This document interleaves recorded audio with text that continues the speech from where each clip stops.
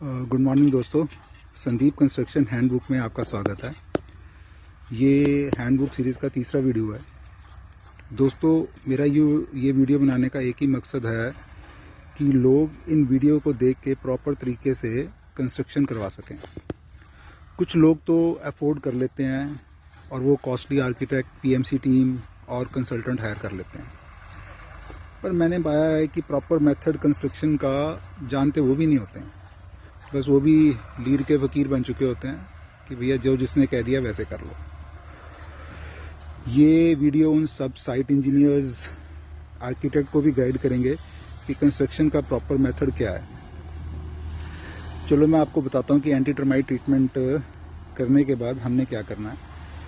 दोस्तों, last video देखने के बाद कुछ लोगों ने मेरे को कहा था कि आपने जो सी एंटी टर्माइट मेडिसिन की डिल्यूशन है वो कम बताइए।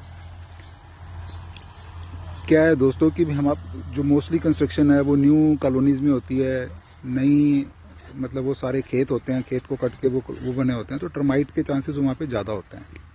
तो इसलिए मैं डाइल्यूशन थोड़ी कम करवाता हूँ और मैंने पाया है कि इस डाइल्यूशन के साथ आप 5-6 साल बड़े आराम से एंटी टर्माइट को अपने घर से दूर रख सकते हो। बाकी अगर आप चाहो तो अपना क्लोरोफास्फोरस को 30 लीटर में 1 लीटर डाल सकते हो, और बेयर और टाटा टर्मेक्स की में आप 400 से 500 लीटर में 1 लीटर डाल सकते हो। डिपेंडिंग अपॉन द सिचुएशन आपको पता चल जाता है कि भी इस एरिया में कितनी टर्माइट है।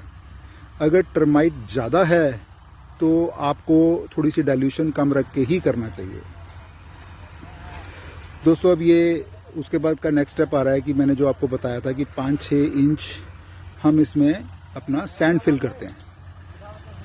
तो सैंड फिल करने का भी मैंने कारण आपको लास्ट वीडियो में बता दिया था, लेकिन कुछ आर्किटेक्ट भाई यहाँ पे कह देते हैं कि सैंड में चूना मिक्स करो, चूना मिक्स करके सैंड में डालो।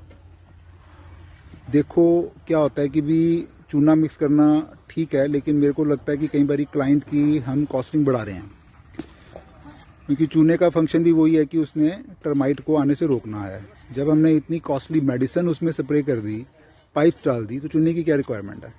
दूसरा सर, चूना क्या है? चूना बेसिकली कैल्शियम ऑक्साइड ही है।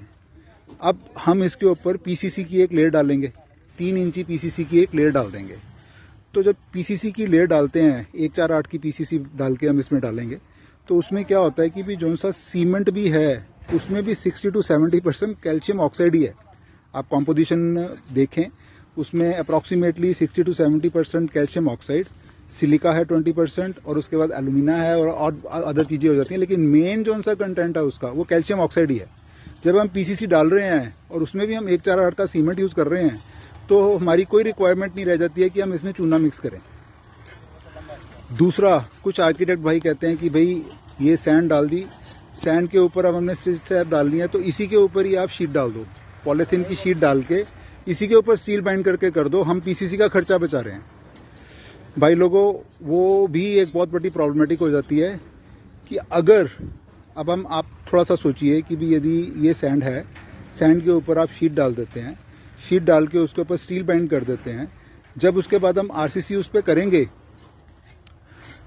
तो प्रॉब्लम क्या होगी कि भी जो स्टील है उसका कवर प्रॉपर कभी भी नहीं रह पाएगा। मतलब कहीं पे वो बिल्कुल तरपाल के साथ टच हो जाएगा, पॉलीथीन शीट के साथ टच हो जाएगा, कहीं पे वो ऊपर उठ जाएगा, मतलब कहीं पे 0 कवर होगा, कहीं पे अपना आधा इंची की बजाय 1 इंची कवर हो जाएगा। Sir, as a civil engineer आपको मैं बताना चाहूँगा कि जो कवर है स्टील का वो बहुत बड़ा फैक्टर होता है। अगर उसको प्रॉपर कवर नहीं मिल रहा है स्टील को, तो उसकी लाइफ आधी से भी कम हो जाती है। अगर हम क्लाइंट का इतना पैसा लगवा रहे हैं कि नीचे सिस स्लैब भी डाल रहे हैं, और सिस स्लैब डालने का भी आपको मैं थोड़ी देर में क्लियर करता हूं कि क्या डालना ज़रूरी है, लेकिन अगर हम डाल रहे हैं तो आप ये देखिए कि भी उसमें कवर, स्टील को प्रॉपर कवर मिलना बड़ा ज़रूरी होता है, और वो तभी हो सकता है यदि उसके नीचे हम 3 इंची या 4 इंची की पीसीसी की लेयर डालें और प्रॉपरली कवर ब्लॉक्स डाल के उसकी हम कास्टिंग करें।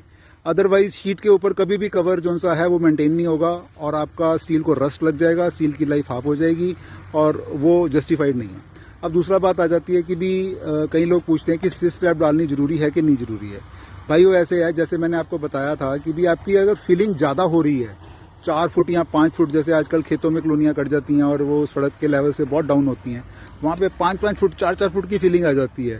तो इन दैट केस हम वहाँ पे सी स्लैब बिल्कुल रिकमेंड करते हैं। अगर आप एस्टेब्लिश्ड कॉलोनीज़ में बना रहे हैं और वहाँ पे आपका है कि भी आपकी 1.5 फुट फीलिंग आई, 2 फुट फीलिंग आई, तो वहाँ पे आप छोड़ सकते हो, वहाँ पे ज़रूरी नहीं है।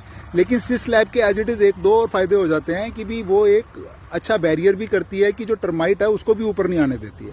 पहले देखो पहले तो हमने एंटी टर्माइट ट्रीटमेंट कर लिया, उसके बाद हमने पीसीसी डाल दी, उसके बाद हमने आरसीसी कर दी।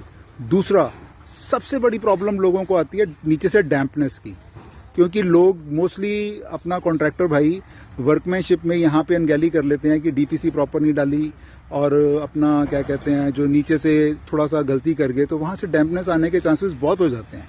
एक सी स्लैब पड़ी होती है तो उससे डैम्पनेस के चांसेस भी ऑलमोस्ट 0 हो जाते हैं यदि प्रॉपरली पड़ी हुई है। जैसे सी स्लैब में वाइब्रेटर लगा हुआ है, अच्छी तरह से कंक्रीट बन के आया हुआ है, तो उसकी बिल्कुल 0 हो जाती है। वो मैं आपको नेक्स्ट वीडियो में बताऊंगा कि प्रॉपर मेथड क्या होता है सी स्लैब डालने का।